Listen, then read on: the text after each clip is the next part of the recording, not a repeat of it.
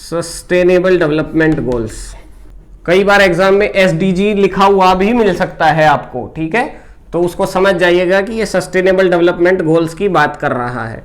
तो इसका जो चौथा पॉइंट है ना, चौथा जो गोल है हमारा एसडीजी 4 जो है, वो बात करता है इंक्लूसिव एजुकेशन की। इंक्लूसिव एजुकेशन क्या होती है?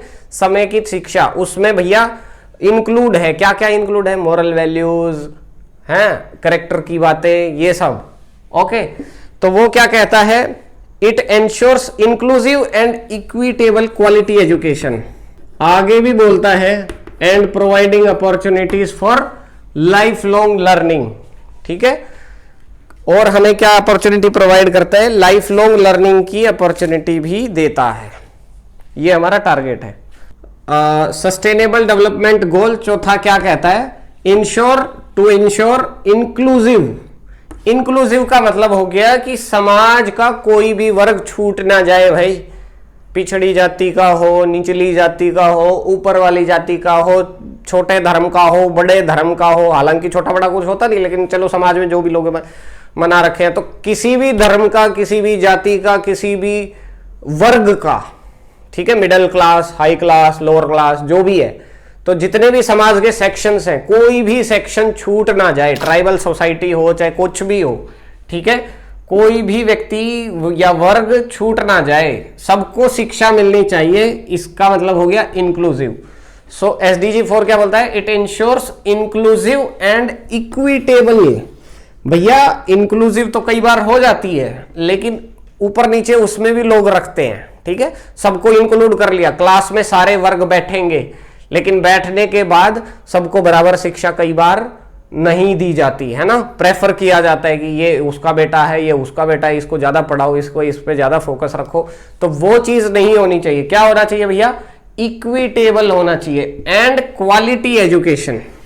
हमारी जो शिक्षा है वो भी कैसी होनी चाहिए? क्वालिटी वाली होनी चाहिए, ठीक है, क्वालिटी एजुकेशन। क्वालिटी का मतलब समझ गए ना? अच्छे तरीके से टीचर पूरा शिक्षित हो, बच्चों को ठीक से पढ़ा सके, टीचिंग एड्स कंप्लीट हो। टीचिंग एड्स का मतलब है कि चौक, डस्टर या प्रोजेक्टर से पढ़ा रहे हैं तो प्रोजेक्टर और स्क्रीन, सारी सुविधाएं जो हैं वो अवेलेबल होनी चाहिए। तो that is what quality education, ठीक है। तो inclusive and equitable quality education, ये हमारा जो है एसडीजी 4 बोलता है। और इसके साथ में क्या बोलता है? Providing opportunities for life long learning. Providing opportunities यानी कि मौके देता है किस बात के भाई? For life long learning. Life long learning का मतलब है कि उम्र में ना कभी भी लर्निंग स्टॉप नहीं होनी चाहिए। सीखने सिखाने का क्रम जो है जीवन भर चलते रहना चाहिए। क्यों? क्योंकि पढ़ने पढ़ाने से ना हमारा दिमाग, तन मन धन सब ठीक रहता है, सब बढ़िया रहता है।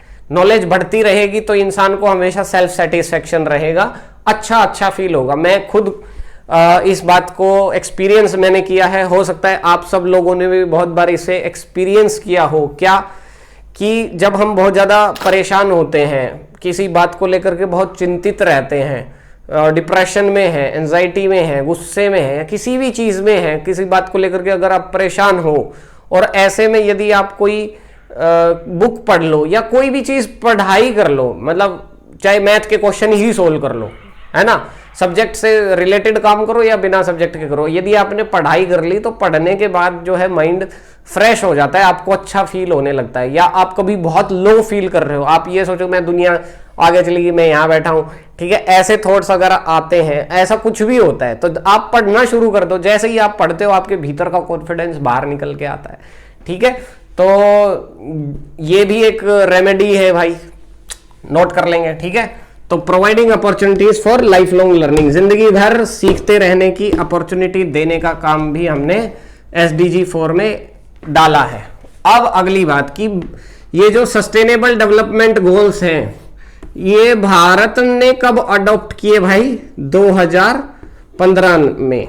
तो India adopted sustainable development goals in 2015, और ये टारगेट कब का है भाई?